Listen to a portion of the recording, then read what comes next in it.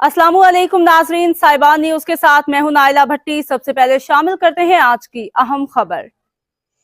रियाज finance leader hub के ज़रिए एहतमाम Pakistan finance leaders के एजाज़ में पुरवकार तकरीब। हमारे ब्यूरो चीफ अमीन फैज़ के मुताबिक शकील अहमद और अमारुल हसन की जानिब से सऊदी अरब के दारुल हुकूमत रियाज में पाकिस्तान के मारूफ फाइनेंस लीडर्स के एजाज़ में एक पुरवकार तकरीब का इनकाद किया गया। तकरीब में मुमताज़ शख्सियात ने शिरकत की, जिनमें अजीम शेख दानिश महमूद, डॉक्टर मोहम्मद अजीम, मोहम्मद उस्मान, जुबैर खान बलोच, शकील अहमद, अमारुल हसन, ताहिर मकबूल, मुबशर खान, रिजवान अली और फसीहुद्दीन शामिल थे।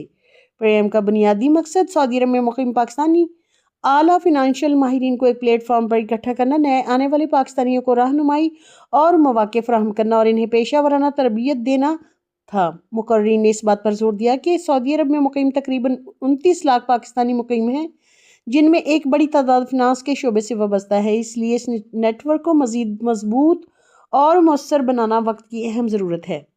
दानिश महमूद ने अपने खिताब में कहा कि आर्टिफिशियल इंटेलिजेंस के मौसर इस्तेमाल के जरिए फिनांस के शोबे में काम को ना सिर्फ आसान बल्कि ज़्यादा मौसर बनाया जा सकता है। डॉक्टर मोहम्मद अजीम ने कहा कि सऊदी अरब हमारा दूसरा घर है, लिहाजा यहाँ के कवानीन और ज़वाबित का मुकम्मल एहतराम करना हम सब की जिम्मेदारी है।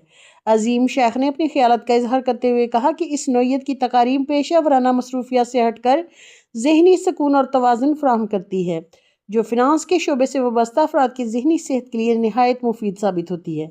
तकरीब के अख्ताम पर सऊदी अरब और पाकिस्तान की सलामती और इस्तेहकाम के लिए खुसूसी दुआ की गई, जबकि खादिमुल हरमैन शरीफैन शाह सलमान बिन अब्दुल-अजीज़ और वली अहद शहजादा मोहम्मद बिन सलमान की सेहत और सलामती के लिए भी नेक तमन्नाओं का इजहार किया गया।